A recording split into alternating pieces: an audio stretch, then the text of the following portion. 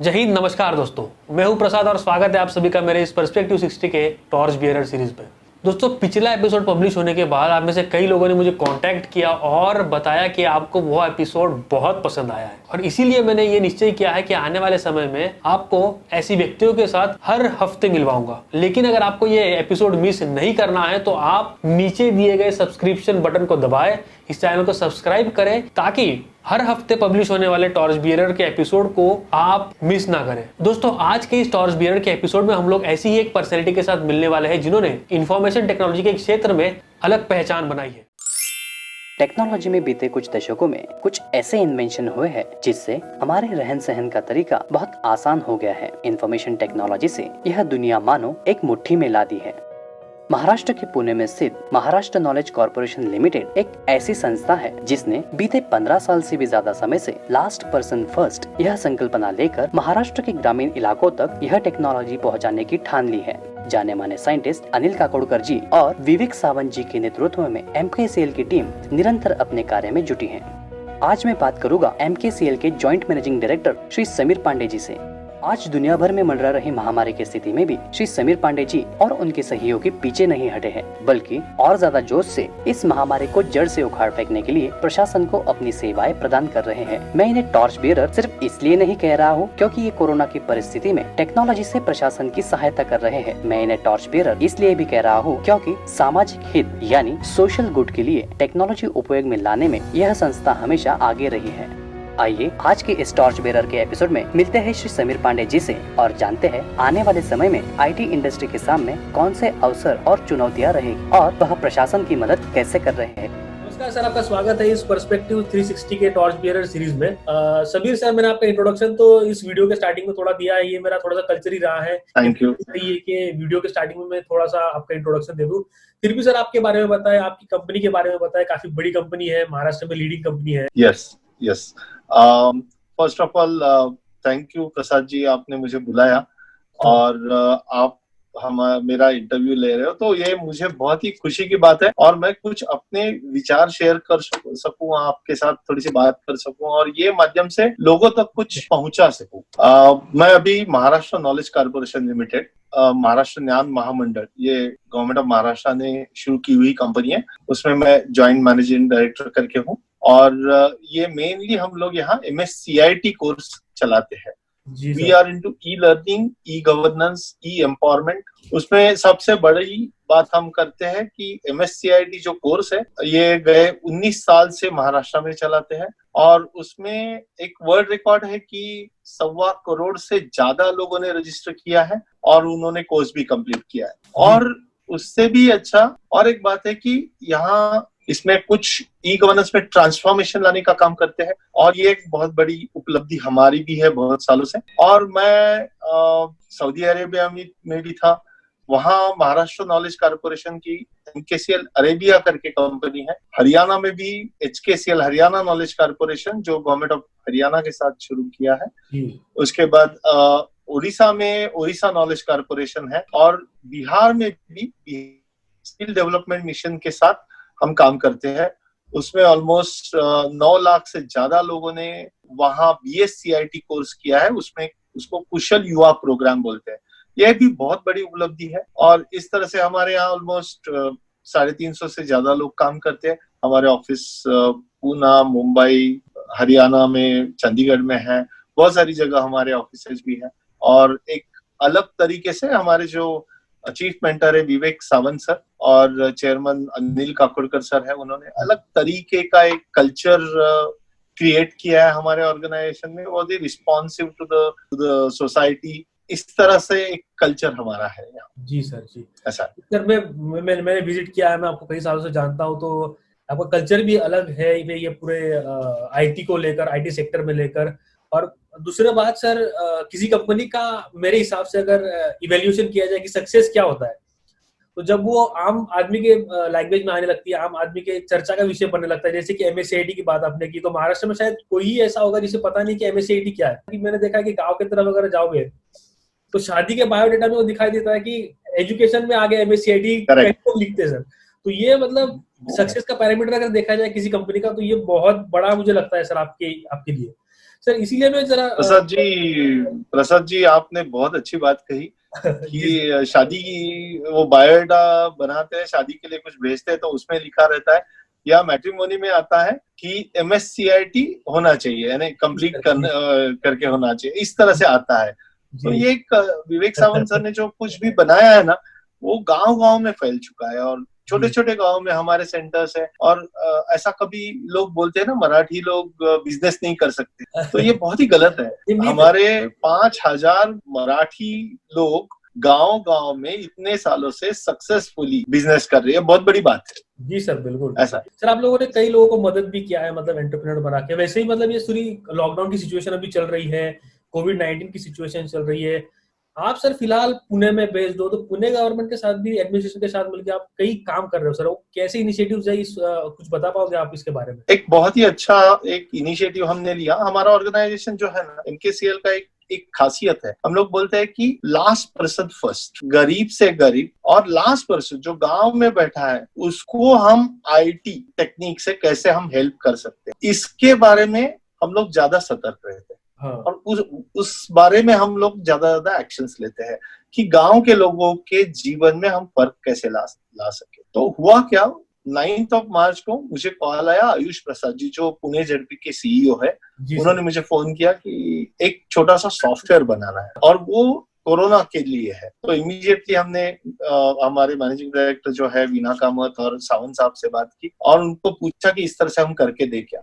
तो सावंत साहब ने पहले बता दिया, समीर 1 भी रुपया नहीं लेना, लेकिन यह आपने को काम करना है और कोविड पे अगर हम कुछ सॉफ्टवेयर बना सके और उससे लोगों की मदद हो तो सबसे बड़ी बात हो। Then we started working on it from 9 March. Initially it was a very small project कि एक डॉक्टर्स है, डॉक्टर्स रजिस्टर करते हैं और उनके पास ऐसे कुछ पेशेंट्स आते हैं तो उनको रजिस्टर करके डिस्ट्रिक्ट एडमिनिस्ट्रेशन को बताते हैं। उसके बाद क्या हुआ कि नहीं खुद सिटीजन भी रजिस्टर करे, उस तरह से भी हमने एक सॉफ्टवेयर बना दिया जी। फिर आया कि जो लोग बाहर देश से आ रहे थे, पुणे एयरपोर्ट पे आ रहे थे, उनका डिटेलिंग लेना चालू था, लेकिन उनका ट्रैकिंग बहुत इंपॉर्टेंट था। तो उसके लिए हमने एक बनाया कि एडमिनिस्ट्रेशन ये लोगों का रजिस्ट्रेशन करे, उनको इंफॉर्मेशन दे और वो कहाँ से आए हैं, उनको कुछ सिम्टोमेटिक है कि नहीं, ये सब चालू करे। तो आयुष प्रसाद जी ने एक बात की कि इन लोगों का रजिस्ट्रेशन करके उनके घर घर में ऑलमोस्ट हर 5 दिन में, हर 10 दिन में लोग जाते हैं, उनको पूछते हैं कि आपको टेम्परेचर है क्या, आपको कुछ तकलीफ है क्या, और वो 14 दिन का पीरियड अगर खत्म हो जाता है तो ये विजिट्स बंद हो जाती है।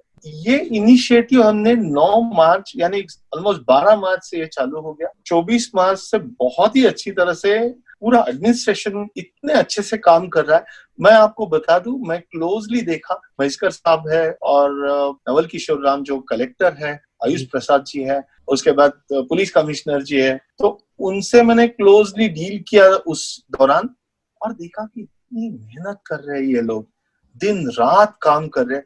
मैं देख के हैरान हो गया कि ये कितना बड़ा काम ये लोग कर रहे हैं और हर एक सिटीजन को, नागरिक को ये कोविड से बचाने की उनकी जो इच्छा थी, यानी जिस तरह से वो काम कर रहे थे, वो मुझे बहुत पसंद आया।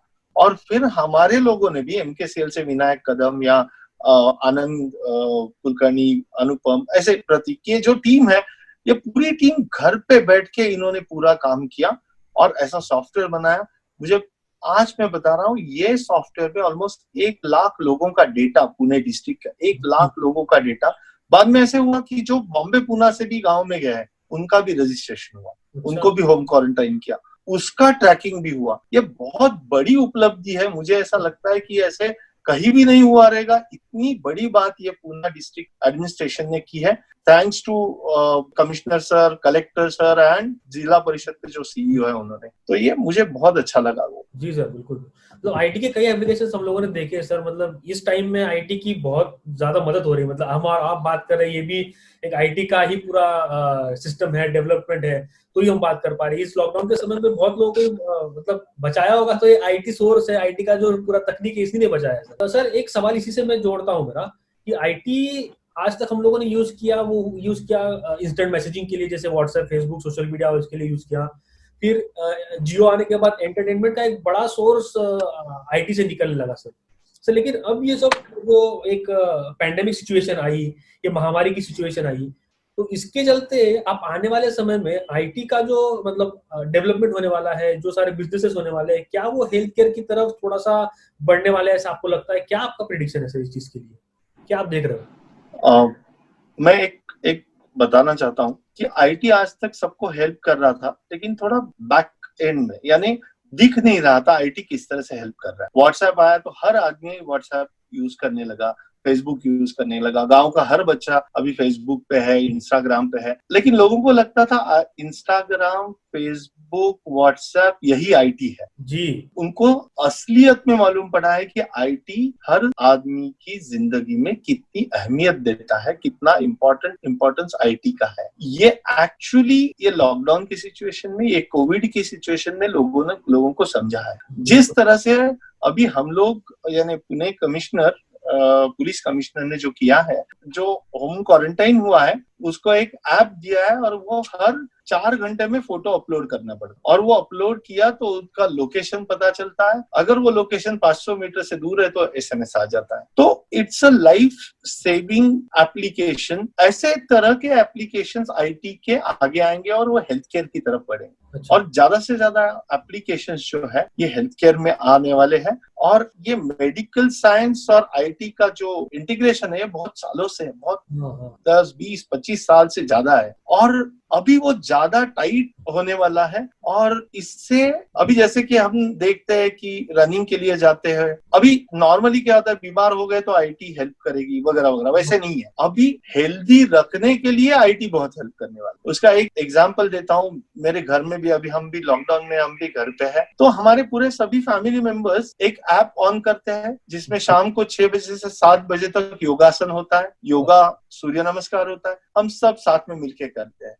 तो ये एक पार्ट आईटी का ऐसे हो गया कि डे एंड नाइट आप आईटी के फील्ड में ही रहने वाले हो, वही आपको हेल्प करने वाला है। लेकिन ये आपको हेल्दी रखने के लिए मदद करने वाला है। ये मुझे लगता है कि ये सबसे इम्पोर्टेंट स्टेप आईटी की तरफ से होने वाली है। मतलब आने वाले समय में एक नया चेंज हमको जो एक्सपेक्टेड है, शायद ये होने वाला है कि आईटी के एप्लीकेशंस हम लोग जो एंटरटेनमेंट के लिए सिर्फ यूज किया करते थे या मैसेजिंग के लिए यूज किया करते थे, तो आज हम लोग हेल्दी रहने के लिए आज यूज करेंगे।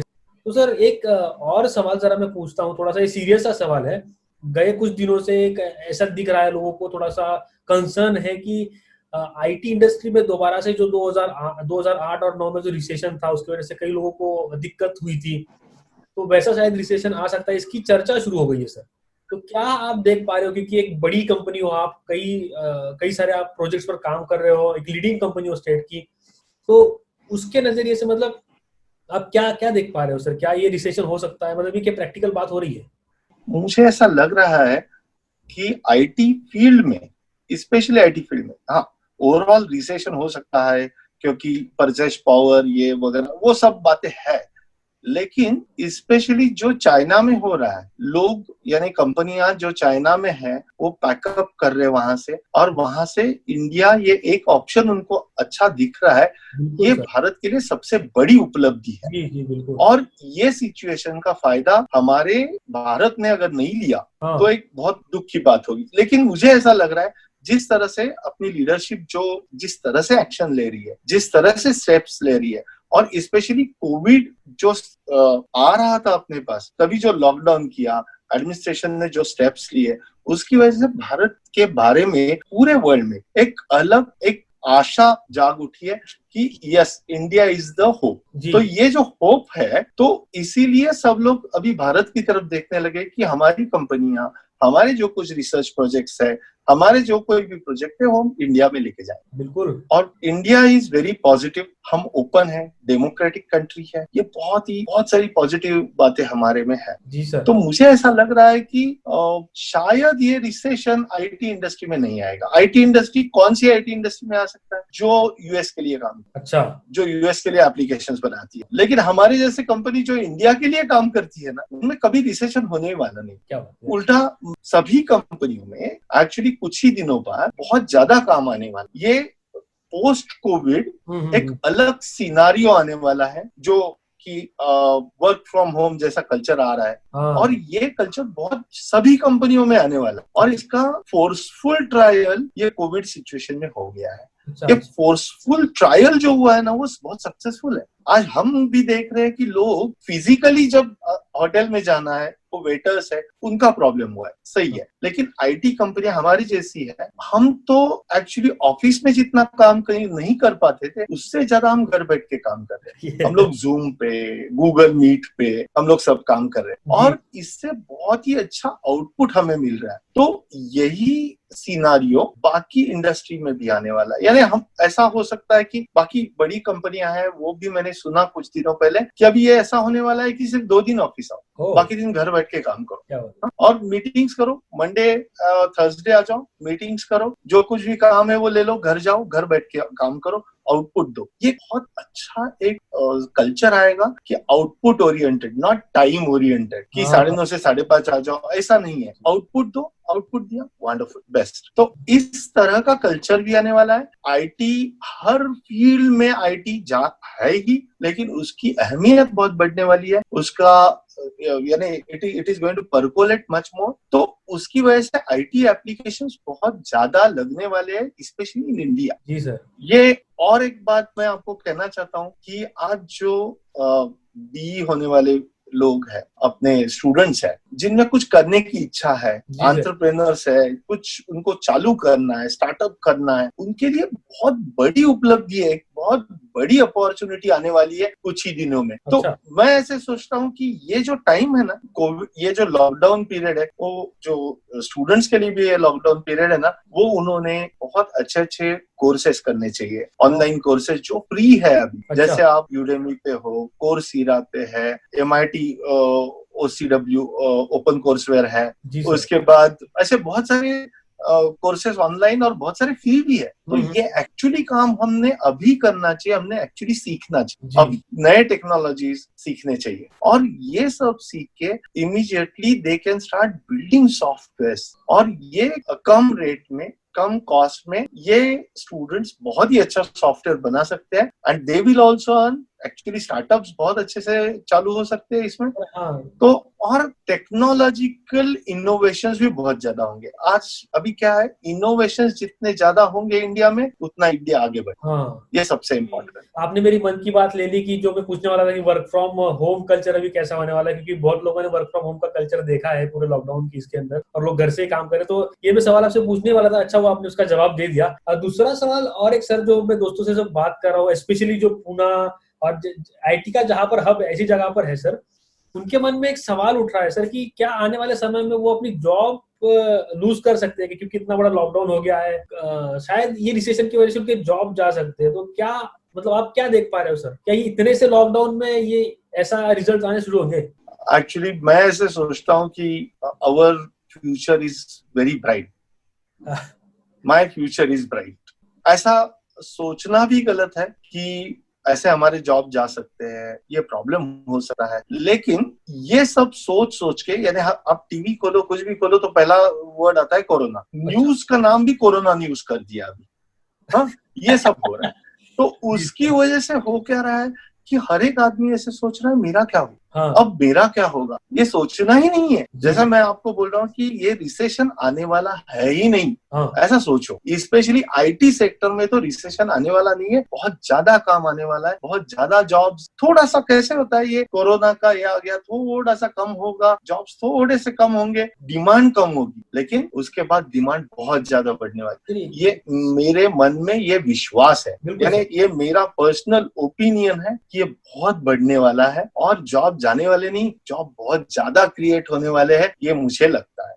एक बार क्या हुआ था, जो 2008 की आपने बात की थी, रिसेशन आया था, तो मेरे जो गुरु है डॉक्टर विजय भटकर सर, तो उनको बहुत सारे लोग उनके पास गए और उनको पूछा कि सर ये रिसेशन आ गया, अब क्या होगा, हमारे जॉब चले जाएंगे, कुछ नहीं रहेगा सर, कैसे हम जी पाएंगे। तो सर ने बोला कि जैसे रिसेशन आया वैसे जाने वाला है, आप कुछ मत करो, आप सिर्फ बैठे रहो, ये दिन भी निकल जाएगा। क्या बात है, क्या बात है सर। उस तरह से मैं बोल रहा हूँ, ये रिसेशन थोड़ा बहुत आएगा, लेकिन उससे भी, इससे भी बहुत अच्छे दिन अब भारत के लिए आने वाले हैं, जी ये मेरा विश्वास। सर कुछ और थोड़ा सा आपने बीच में बोल दिया कि घर पे हम लॉकडाउन के सिचुएशन में हैं, तो थोड़ी सी बात आपकी मुंह की और छीन लेता हूं मैं कि आप जो बोल रहे थे कि घर में अभी हम लोग इतना एंजॉय कर रहे हैं, मेरी 2 बेटियां, मैं, मेरी वाइफ, हम चारों रहते हैं। एक तो हम साथ में रहते हैं पूरा दिन, मैं समझो फोन पे रहता हूँ, लेकिन हम दोपहर में एक साथ खाना खाते, रात को एक साथ खाना खाते, 6 से 7 बजे हम शाम को एक्सरसाइज करते हैं साथ में बैठ के, तो हम एक्सरसाइज साथ में हमारा होता है, बीच में चाय के लिए हम साथ में मिलते हैं। तो हमें ऐसा कभी भी टाइम नहीं मिला था। My daughter is abroad, she is in Germany, but recently she had travelled back to Pune, तो यही वो अटक गई थोड़ी सी। तो हम लोग ऐसा सोच रहे कि ये दिन ऐसे कभी जिंदगी में आने वाले ही नहीं थे, वो आ गए हैं, तो हम साथ में हैं, तो we are really enjoying this. And हम लोग बहुत कुछ सीख रहे हैं, बहुत कुछ बातें नई नई सीख रहे हैं। स्पेशली मेरा ये है कि मैं कुकिंग में बहुत रुचि है मुझे, कुछ कुछ अच्छा अच्छा करने को, तो हम साथ में मिलकर कुछ कुछ हर रोज नया बनाते हैं, साथ में खाते हैं। तो एक्चुअली बताऊं मैं, और सुबह हम लोग कुछ अच्छा सुनते हैं यूट्यूब पे, टेड पे, तो एक नया पर्सपेक्टिव भी ये लॉकडाउन में हमें मिल रहा है। तो मुझे ऐसा लग रहा है कि ये लॉकडाउन है ना, ये बहुत फायदे की बात हो रही है हर एक के लिए। हर एक actually we are able to introspect कि हम क्या कर रहे थे, तो क्या करना चाहिए। एक्चुअली उस तरह से एक नया पर्सपेक्टिव हर एक आदमी को मिल रहा है, ऐसा मेरा कहना है। जी सर, बिल्कुल। मतलब सर एक बात जो आपने कही वो मैं भी उससे एग्री करता हूँ कि ये समय जो ये वापस नहीं मिलेगा इतना। मुझे याद है मैं जब 10th में था, तो आपने जब ये बात बोली तो मुझे वो अचानक से याद आ गई। तो 10th का जब मेरा एग्जाम खत्म हो रहा था, तो मेरी एक इंग्लिश की टीचर थी, उन्होंने कहा था कि ये जो 10th के बाद आने वाला जो समय है, जो 2 से 3 महीने का समय है, आप अगर उसको अच्छे से यूज कर लोगे तो जिंदगी भर आपको काम में आएगा। ऐसा समय दोबारा से नहीं मिलेगा। मतलब ये सिचुएशन की वजह से वो अभी मिला है, लेकिन शायद आपको भी पता होगा इतना समय नहीं मिलता है। मतलब तब मुझे याद है कि मैंने MSCIT का कोर्स ज्वाइन किया था सर, जो MKCL चलाता है, और उसी के बाद मतलब वो मेरा स्टार्टिंग पॉइंट था, आप बोल सकते हैं कि इग्निशन पॉइंट था उसके बाद। और हालांकि मैं सिविल इंजीनियर हूँ, लेकिन उसी के बाद जो पकड़ मिली है ना कंप्यूटर और IT सेक्टर की, तो वो मुझे कंटिन्यूटी दे रही है, आज भी दे रही है।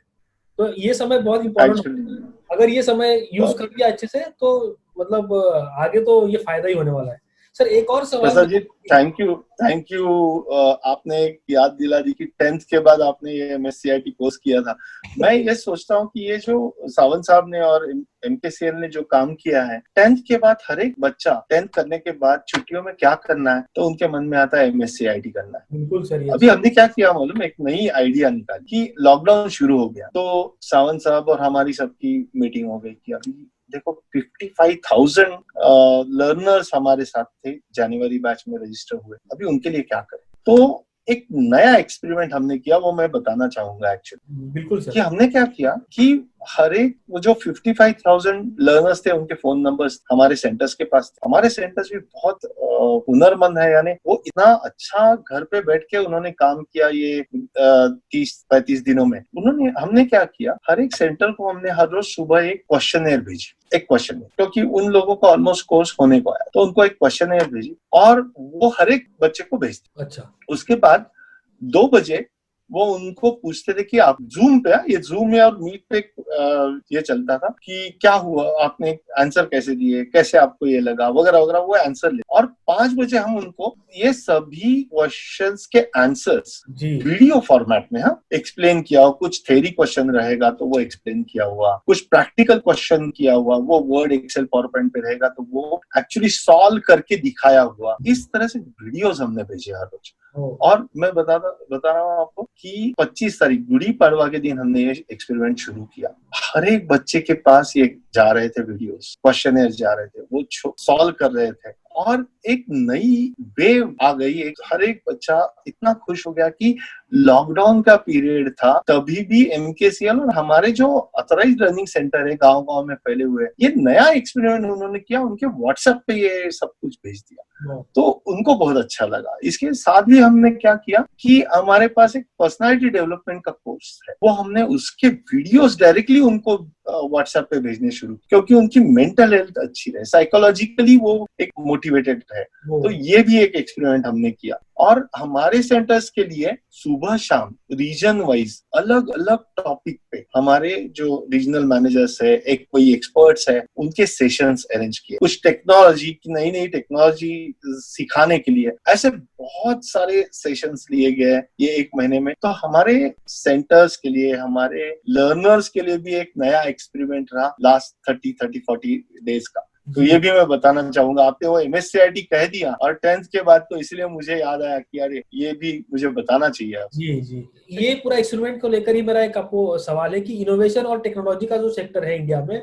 वो एक अपनी नई रफ्तार पे था और स्टार्टअप का कल्चर इंडिया में बहुत ही पकड़ बनाने को, मतलब पकड़ शुरू कर दी थी आगे आके। सर, क्या आपको लगता है कि ये लॉकडाउन और पूरी ये कोविड और पूरा वर्ल्ड वाइड जो सिचुएशन है ये देखकर इंडिया का स्टार्टअप कल्चर पे कोई इम्पैक्ट हो सकता है इसका? क्योंकि बहुत सारे लोग हैं जिन्हें अपनी स्टार्टअप शुरू करनी है और शुरू करनी भी होगी आने वाले समय में। तो मतलब क्या आपको लगता है कि ये थोड़ा इसका इम्पैक्ट हो सकता है?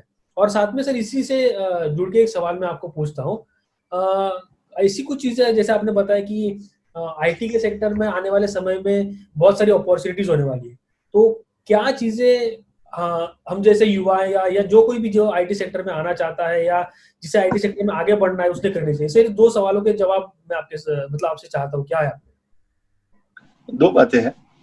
एक है कुछ IT सेक्टर से जुड़े हुए फील्ड जो है, जो रोबोटिक्स है, डेटा साइंसेस है, आर्टिफिशियल इंटेलिजेंस, मशीन लर्निंग है। अभी इसमें बहुत सारा रिसर्च वर्क हो रहा है, बहुत सारा सॉफ्टवेयर डेवलपमेंट हो रहा है और artificial intelligence and machine learning में बहुत ज्यादा काम इंडिया में भी हो रहा है और ये एक अपकमिंग सेक्टर है। इसमें अगर robotics, data sciences, AI and ML, artificial intelligence, machine learning, इसमें अगर हम लोग कुछ स्टार्टअप शुरू करते हैं, यानी ये नए लोग, यंग जनरेशन इसमें कुछ करता है, तो sky is the limit for that. ये रिसेशन कभी न आने वाली बात होने वाली है उसमें। इसके साथ ही जेनेटिक्स में, जो बायोलॉजी में है, ये किसी ने तो कहा था, शायद बिल गेट्स ने कहा था, not missiles but microbes will kill people. Oh yes. तो ये जो हमने कोरोना देखा है, तो मुझे ऐसा लग रहा है कि जेनेटिक्स भी एक ऐसा फील्ड है, उसमें बहुत ज्यादा इन्वेस्टमेंट इंडिया में आने वाली है। अच्छा। इसके रीजंस, बहुत सारे रीजंस है। तो जैसे IT सेक्टर है, लेकिन जेनेटिक्स में भी IT सेक्टर बहुत बड़ी तरह से अभी यूज होने लगा है, तो उसके सिवा जेनेटिक्स चलता ही नहीं है। तो मुझे ऐसा लगता है कि जो स्टार्टअप्स है, स्पेशली ये फील्ड्स में, ये स्टार्टअप कभी पीछे नहीं हटेंगे, बहुत बड़ी तादाद में आगे जाएंगे। क्योंकि हर एक, यानी छोटे छोटे एप्स हम देखते हैं ना, तो कोई छोटे ऐप, तो अभी सिंपल सा मैंने एक ऐप देखा कि आपका फोटो लिया, आपके फोटो के पीछे की बैकग्राउंड निकाल दी और कुछ एक छोटा सा एक, अभी आपके पीछे कुछ वो स्टैंड रखा हुआ है, तो वो स्टैंड अगर निकालना है मुझे, तो वो एक ऐप है, वो पूरा स्टैंड निकालता है, पीछे जो कुछ भी बैकग्राउंड है वो मर्ज कर देता है उसमें। ये इसमें भी AI का यूज किया। ऐसे छोटे छोटे एप्स भी विद AI आने वाले हैं और अपने नई पीढ़ी के लिए ये सबसे बड़ी उम्मीद है कि ये AI और मशीन लर्निंग से, डेटा साइंसेस से, रोबोटिक्स से बहुत बड़ा सेक्टर इंडिया में खुलने वाला है। सो स्काई इज द लिमिट, ऐसा मुझे लगता है। यस सर, बहुत बढ़िया, मतलब अच्छी तरीके से आपने बताया कि कैसा IT सेक्टर में आने वाला समय हो सकता है, क्या क्या अपॉर्चुनिटीज हो सकती है। जो एक डर था कि रिसेशन की वजह से जो इम्पैक्ट होने वाला है उससे कोई बुरे परिणाम जॉब्स पर हो सकता है या इंडस्ट्री पे हो सकता है, ये भी कई एंगल से आपने बताया, समझाने की कोशिश की। एक इनिशिएटिव जो आप पूना के साथ कर रहे हैं, वो भी पूना गवर्नमेंट के साथ कर रहे हैं, वो बहुत इंपॉर्टेंट है सर। जी तो सर, ये बहुत ही अच्छा एक्सपेरिमेंट मुझे ऐसा लगता है कि ये MKCL की बहुत बड़ी उपलब्धि भी है कि ऐसा कुछ कोविड आने वाला है करके आयुष प्रसाद जी ने हमें बताया और हमने इमीडिएटली उस पर एक्शन लेके ऐसा कुछ टेक्नोलॉजिकल यानी सॉफ्टवेयर दे दिया, उसकी वजह से एडमिनिस्ट्रेशन को बहुत हेल्प हो रही है। नहीं सर, बिल्कुल सर, मेरे लिए बहुत बड़ी बात है। नहीं, एक्चुअली IT की मदद ही, मतलब बहुत सारे, मतलब एक तो है हेल्थ वर्कर जो हमारे लिए फ्रंट लाइन पर खड़े हुए हैं, दूसरा है पुलिस का स्टाफ और तीसरा जो IT सेक्टर है ना सर, वो बहुत मदद कर रहा है मेरे हिसाब से, अगर मेरा ओपिनियन दिया जाए तो, ये सारी सिचुएशन को डील करने के लिए। सर बहुत बहुत धन्यवाद सर, आपने समय दिया और ये सारी बातें आपने बताई, बहुत सारे कॉन्सेप्ट क्लियर किए। तो मुझे लगता है कि ये सेशन, मुझे लग रहा है कि यहीं पर हम लोग रोकते हैं, लेकिन आने वाले समय में मुझे शायद और एक सेशन देना पड़े, क्योंकि बहुत सारे और भी सवाल है जो अभी बाकी है। Thank you so much Prasad ji, thank you for inviting me here, thank you.